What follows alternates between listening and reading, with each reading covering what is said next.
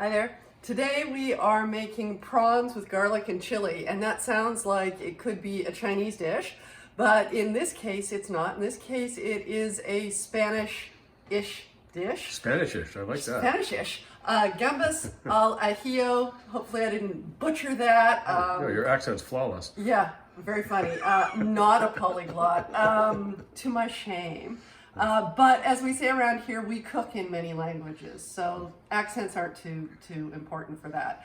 But what I love about this dish is not only is it really tasty, and if you've been to a tapas restaurant and you have had prawns, this is likely the dish that you had. It's really, really quick, really tasty. I love prawns. The only thing you need to know about this dish is have your mise en place. That's French, not Spanish. All that means is make sure that everything is chopped up or measured out and ready to go. And the reason for that means everything in its place, right? Mm-hmm. The reason for that is because this dish does go so quickly. If you're busy chopping something off to the side, you may not be paying attention, and we don't want to overcook the prawns. So super easy, super quick. Let's get to it, shall we? Yeah, let's get on. Okay. Heat up that pan. We're going to turn the pan on. And while we want it to be, come on, it does that sometimes. It's a cranky old stove, much like its owner. There we go. But I'm not putting it up super high here. We don't want to burn the garlic, and we do not want to brown the butter. How's that? Yes, thank you for finishing my sentence. We've been married for a while. So I'm just going to pop the butter in there. That's 50 grams of butter. As always, all the measurements are down below. This is for, stop, not cool. This serves, I don't know, 2 to 3 people. I mean, actually, depends how much you eat. You do you. So I'm melting the butter, and we're going to put olive oil in as well. Both flavors add to it, plus the olive oil keeps, I mean, we're not doing a high flame anyway, but the olive oil would keep the butter from burning. And that's just extra virgin, good. Yes, it is. Cold pressed extra virgin olive oil. It's good olive oil. It doesn't have to be your best olive oil, like the kind that you would drizzle over a salad because you would dip bread into. But yes, it should be good. And speaking of bread, so the other thing I love about this dish, if you're in a tapas restaurant, you're probably served pieces of bread like baguette on the side, and it's for dipping into the gloriousness that the prawns are great, but this is really all about that butter, garlic, olive oil, chili flake sauce. It's not really. It's just so good. So usually this is served with bread to sop it up. You can also, tonight we're actually having it with polenta, and you can go back and look at my previous polenta video. This is our cheater weeknight polenta. And just leave out the butter, leave out any cheese, or you can put cheese in if you want, but I'd leave out the butter because you're gonna use this to pour over top of it. You could also do it over mashed potatoes if you want. You can never have too much butter. Come on. Yes, you can. So I'm gonna put in a couple of tablespoons of olive oil in with that butter. You can always drizzle more on later too, right? Yes, of course. You can finish with it. Yes. And we're just going to get that. I'm going to turn it up just a touch. So yeah, this dish has, to me, always seems like an excuse to eat lots of baguette. But I'm trying not to do too much of that these days. As I get older, I'm not burning calories quite the way I used to. So, all right. There we go. So we have melted butter and olive oil. Couldn't be simpler. And I'm going to turn it down just a touch because, like I said, we don't want to be burning things here. So we're putting in, that's about 4 cloves of garlic and about a teaspoon of chili flakes. Mm-hmm.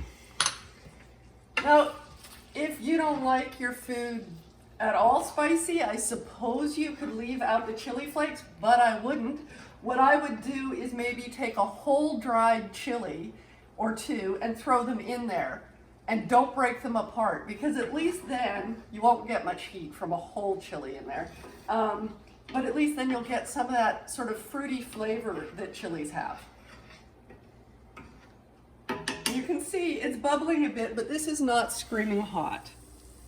And the smell though, butter, olive oil, garlic. So good, right?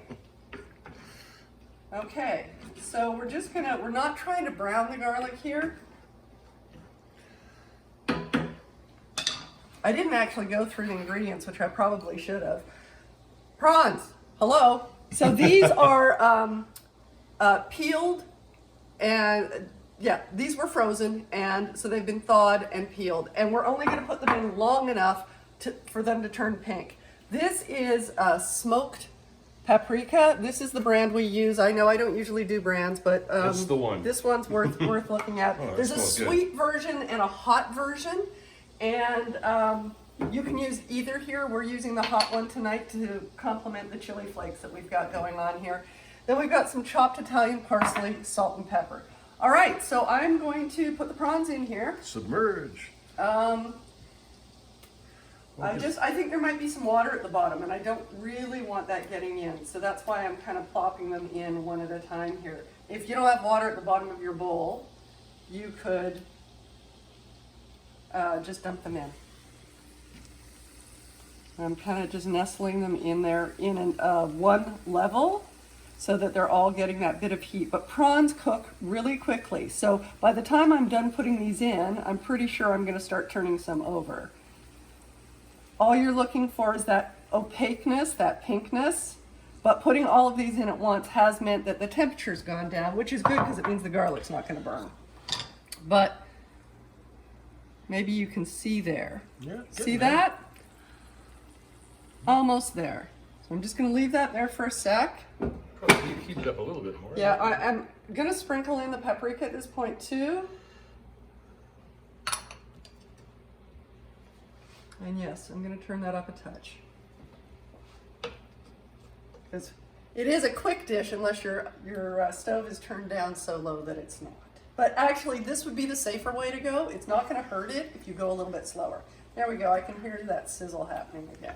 So you're almost poaching them in that. Yes. That's why we have as much fat in there as we do, is because we're kind of doing a poach rather than like a sear. But it's also because you want all the glorious juice for dipping, right? Or for pouring over things. Okay, so I think we can turn a few of them over. You just when I do it, I usually just keep stirring them until Yeah, you can certainly do that.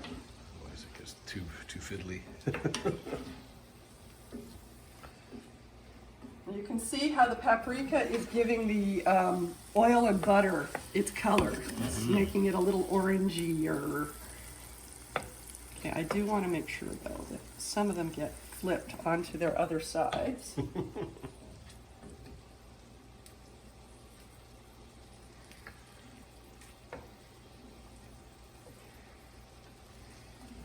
Now sometimes we get our prawns still in the shell, and then they need to be peeled and deveined. But I think that's probably for another episode. I can show you how to peel and devein. Leave me a comment if that's something that you think would be useful.